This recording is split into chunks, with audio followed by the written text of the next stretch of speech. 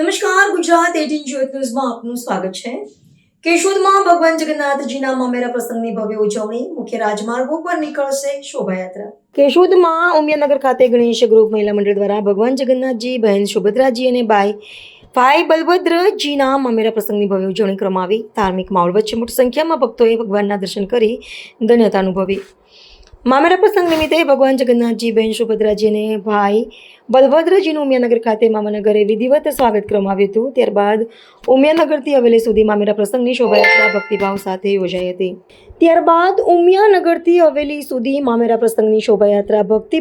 યોજાઈ હતી।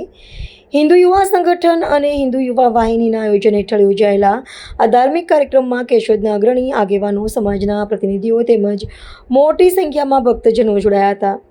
કેશોદ બળદ આશ્રમ દ્વારા આયોજિત બેન્ડના સથવારે નીકળેલી શોભાયાત્રાએ સમગ્ર વાતાવરણને ભક્તિમય બનાવી દીધું હતું। ભક્તોએ જય જગન્નાથના ગગનભેદી જય ઘોષ સાથે ઉત્સાહપૂર્વક ભાગ લીધો હતો। ભગવાન આજે રાત્રે ઉમિયાનગર ખાતે જ વિરામ કરશે, જ્યારે આવતીકાલે સવારે ભગવાન જગન્નાથજી, બહેન સુભદ્રાજી અને ભાઈ બલભદ્રજીની ભવ્ય શોભાયાત્રા કેશોદના મુખ્ય રાજમાર્ગો પર નીકળશે અને રણછોડજી મંદિર ખાતે પૂર્ણ થશે।